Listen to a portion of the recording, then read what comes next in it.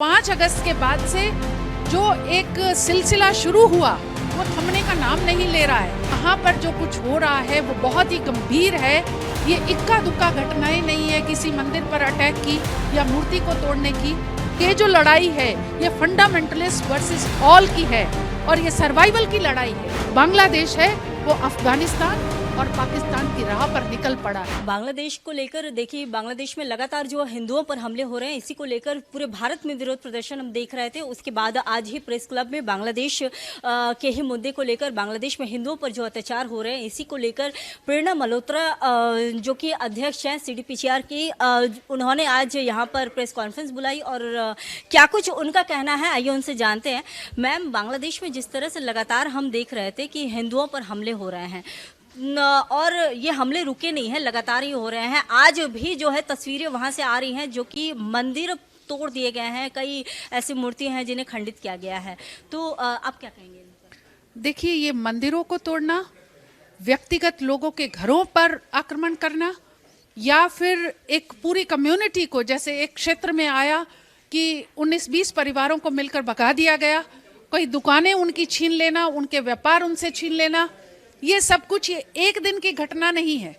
और यूं कहें तो 5 अगस्त के बाद से जो एक सिलसिला शुरू हुआ वो थमने का नाम नहीं ले रहा है और ऐसी कोई उम्मीद भी नहीं दिख रही है, क्योंकि सरकार की मंशा बिल्कुल साफ तौर पर दिख रही है कि वो फंडामेंटलिस्ट के साथ है, इस्लामिस्ट के साथ है। जो सरकार अपने मंत्रालय में और अपने उनको जो इस तरह के आतंकवादी हैं उनको जानबूझकर स्ट्रेटजी के तहत जेलों से रिहा करना, स्ट्रेटजी के तहत उनको सरकार में शामिल करना और ऊंचे पदों पर बिठाना, और दूसरी तरफ जो हिंदू आइडेंटिटी के लोग हैं, जैसे एक वाइस चांसलर से उसका रेजिग्नेशन ले लेना या और लोगों को अपनी इंस्टीट्यूशनल पद जिन पर वो अपनी मेहनत से, अपनी योग्यता से कायम थे, उनको हटाना, तो एक ह्यूमन राइट्स का, मानवाधिकार का सरेआम उल्लंघन हो रहा है। और अफसोस की बात है कि इस पर जो बहुत सारी संस्थाएं जो ह्यूमन राइट्स की हैं वो भी चुप बैठी हैं, और अगर किसी ने कुछ किया भी है तो एक तरह से केवल लिप सर्विस वाली बात है। USA की बात कर लें या बड़ी बड़ी एजेंसियों की बात कर लें, उन्होंने आज तक 4 महीने से ऊपर हो चुके हैं और ये सब कुछ जारी है, सबकी आंखों के सामने हो रहा है, दुनिया देख रही है। लेकिन दुनिया ने जो लोग आम तौर पर अधिक शोर मचाते हैं, उन्होंने अब अपने जो है मुंह सिल लिए हैं और चुप्पी साध ली है। मुझे ये लगता है कि अगर ये किस्सा किसी भी ग्लोबल मेजॉरिटी के साथ, ये घटनाएं किसी भी ग्लोबल मेजॉरिटी के साथ, जैसे क्रिश्चियन या मुस्लिम के साथ होती, तो इतनी चुप्पी दुनिया में देखने को ना मिलती। और ये ग्लोबल मेजॉरिटी का ग्लोबल माइनॉरिटी के परसिक्यूशन को पूरी तरह से सहन करते जाना, देखते जाना, और उस अत्याचार में एक तरह से उसको शामिल हुआ माना जाएगा। और ये जो इतनी बड़ी अगर सिविलाइजेशनल ट्रेजेडी हो गई और दुनिया ने कुछ नहीं किया, तो उसके जिम्मेदार ये सारी बड़ी बड़ी संस्थाएं होंगी। USA होगा, भारत होगा, और बड़ी बड़ी संस्थाएं जैसे जो ह्यूमन राइट्स से जुड़ी हुई हैं, उनको इस समय पर अपने कर्तव्य को समझना चाहिए और इस पर रोकथाम लगनी चाहिए, आज नहीं तो कब। और भारत से विशेषकर उम्मीदें हैं, क्योंकि भारत नहीं करेगा, भारत की एक हिस्टोरिकल ड्यूटी है, हिस्टोरिकल टाइज हैं बांग्लादेश के साथ, और एक कॉन्स्टिट्यूशनल ड्यूटी है, एक सिविलाइजेशनल ड्यूटी है, उस ड्यूटी को पूरा करना चाहिए। ऐसा ना हो कि आज की चुप्पी एक पूरी की पूरी जो कम्युनिटी है वहां की, उसकी मौत का कारण न बन जाए। क्या लगता है ये जो चुप्पी सभी की है, ये क्या सिर्फ हिंदुओं के लिए चुप्पी है? ये बात भी सच है कि ये सिलेक्टिव चुप्पी रहती है। उसमें मैंने कहा ना कि अगर यूक्रेन की अगर बात कर ले, जब यूक्रेन में युद्ध हो रहा था तो उसको लेकर पूरे देश में, देश सिर्फ क्यों पूरे विश्व में हम देख रहे थे, जगह जगह से प्रतिक्रियाएं आ रही थी। लेकिन अभी जब बांग्लादेश में 5 अगस्त के बाद से जो लगातार हो रहे हैं, पहले तो हम कभी कभार देखते थे, पूजा में देखते थे मूर्तियां खंडित की जाती थी, लेकिन अभी जो लगातार हो रहे हैं इस पर देखिए सभी चुप्पी साधे हुए हैं। बस कुछ लोग जो है उनके बयान आ रहे हैं लेकिन हो कुछ नहीं रहा है। देखिए, हमें लगा कि अपना जो एक थोड़ा बहुत हम कुछ कर सकते हैं एक संस्था के नाते, तो हमने पहले भी एक रिपोर्ट निकाली है, सितंबर में रिलीज की थी, अब भी निकाली है। हम वो सारे फैक्ट्स लोगों के सामने ला रहे हैं, मीडिया के सामने ला रहे हैं। और मेरी मीडिया बंधुओं से, बहनों से अनुरोध है कि आप सारे इन फैक्ट्स को लोगों तक लेकर जाएं, ताकि एक आम जन में भी जागरूकता बने और सरकार तक भी ये बात जाए कि वहाँ पर जो कुछ हो रहा है वो बहुत ही गंभीर है। ये इक्का दुक्का घटनाएं नहीं है किसी मंदिर पर अटैक की या मूर्ति को तोड़ने की। ये वहाँ पर एक रेगुलर, एक रूल बन चुका है, एक नियम बन चुका है। और जब जब फंडामेंटलिस्ट स्ट्रांग होते हैं, पावर में आते हैं, और अब तो सीधे तौर पर पावर में हैं। और अफसोस की बात तो ये है कि एक नोबेल लॉरिएट जिसको पीस का अवार्ड मिला है, उस व्यक्ति के रहते हुए, उस व्यक्ति जब वो वहाँ की सत्ता को संभाले हुए है, उस समय पर इतने बड़े अत्याचार हो रहे हैं जो लोगों को 1971 के जीनोसाइड की याद दिला रहे हैं।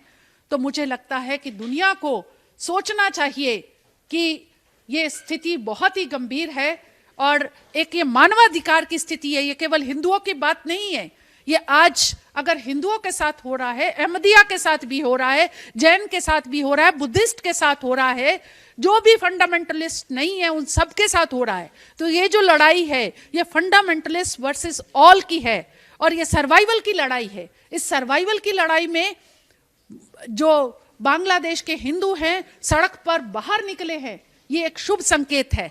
लेकिन फिर स्थिति वही है कि जो लोग उनको इंस्टीट्यूशनलाइज करने की कोशिश कर रहे थे, बाहर निकालने की कोशिश कर रहे थे, जिसमें वो इस्कॉन के लीडर की भी बात आती है कि चिन्मय दास की भी, उनको फर्जी उन पर इल्जाम लगाकर और मामलों में फंसाकर उनको वकील तक नहीं दिया जा रहा है। मतलब आप ये मानिए कि पहले दिन जब कोर्ट में उनकी पेशी हुई तो 70 वकील वहां पर थे और बाद में जब हुए तो अकेले वो थे। वकीलों पर हमला हो रहा है, वकीलों को धमकियां दी जा रही हैं, सरेआम सड़कों के ऊपर हिंदुओं को मारने की जो धमकियां दी जा रही हैं, ये कम गंभीर नहीं है। तो ये सब वही हो रहा है जो बांग्लादेश है वो अफगानिस्तान और पाकिस्तान की राह पर निकल पड़ा है। और मैं तो ये समझ रही हूं, जो हम अगर डेटा को देखते हैं, कि बहुत जल्दी बांग्लादेश अफगानिस्तान और पाकिस्तान ही बनकर रहेगा, जहां पर माइनॉरिटीज का कोई स्थान नहीं रह जाए। आखिरी सवाल है, जय बांग्ला स्लोगन जो कि बांग्लादेश में दिया जाता था, जिसे कि आज निरस्त करने की बात कही जा रही है बांग्लादेश में, लेकिन वही जय बांग्ला जो है टीएमसी के नेता, टीएमसी के सभी, अगर आप किसी भी प्रोग्राम में जाएंगे तो बंगाल में जय बांग्ला स्लोगन दिया जाता है। जिस बांग्लादेश में जो हिंदुओं पर अत्याचार हो रहे हैं, और साथ ही देखिए पश्चिम बंगाल का एक भारतीय भी वहां गया हुआ था और उस पर हमला हुआ था, उससे कई सारी चीज़ें छीन ली गई और जिसके बाद वहां की पुलिस ने किसी प्रकार की कोई सहायता भी नहीं की थी। तो आप ये देखिए कि जय बांग्ला, बार बार विपक्षी भी कहते थे कि ये जय बांग्ला स्लोगन जो है ये बांग्लादेश का है। तो टीएमसी क्या इस राह पे, बांग्लादेशी राह पे चल रही है क्या?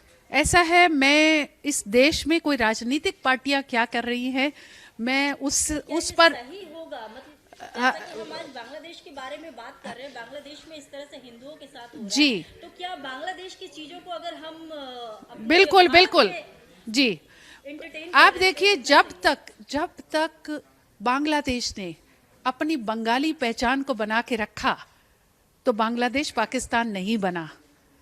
जब वो उस अपनी बंगाली पहचान को छोड़ रहा है, जय बांग्ला की पहचान को छोड़ रहा है, अपने राष्ट्रगान से विमुख हो रहा है, अपने बंगदेव जो अपने वहाँ की पहचान है, बंगाली जो एक एथनिक आइडेंटिटी है, उससे जितना दूर भागेगा उतना ही वो फंडामेंटलिस्ट के कंट्रोल में आएगा और बांग्लादेश का विनाश होगा। और जो अगर पश्चिम बंगाल में भी इस तरह की स्थितियां बनती हैं तो वहाँ भी बुरी स्थिति होगी। लेकिन एक बात यह है कि यहाँ पर भारत की सरकार है, भारत की सरकार मुझे लगता है कि उस स्थिति पर नहीं जाने देगी जैसा कि बांग्लादेश हो रहा है। भारत बांग्लादेश नहीं बन सकता, लेकिन यह है कि फिर भी हर तरह से हमें प्रिकॉशंस तो रखने चाहिए कि फंडामेंटलिज्म को बढ़ावा ना मिले, किसी भी रूप में ना मिले। और चाहे राजनीतिक भेदभाव हो, उसके बावजूद उस राह पर चलना किसी के लिए भी ठीक नहीं है। अगर पाकिस्तान चला है तो पाकिस्तान का ही नुकसान हुआ है, और अफगानिस्तान चला है तो अफगानिस्तान का ही नुकसान हुआ है। अब बांग्लादेश चल रहा है तो उसी का होगा, और अगर पश्चिम बंगाल भी सोचेगा, उसके भी कुछ नेता सोचेंगे, तो वो अपने ही जो राज्य का बुरा ही करेंगे। तो उस बुरे को उस सीमा तक जाएं, उससे पहले ही एक ठोस कदम उठा लेनी चाहिए और इन सब से बचना चाहिए। Thank you. तो आप सुन रहे थे, हमारे साथ प्रेरणा मल्होत्रा जी थी, जिन्होंने कहा कि भारत जो है वो बांग्लादेश की जो राह पर नहीं चलेगा। भारत में जो है किसी भी प्रकार के बांग्लादेशियों को लेकर कोई भी अगर जिस तरह से बांग्लादेश में हिंदुओं के साथ अत्याचार हो रहा है वैसा भारत में नहीं होगा। फिलहाल के लिए इतना ही। कैमरा पर्सन चंदन के साथ मैं संगीता झा।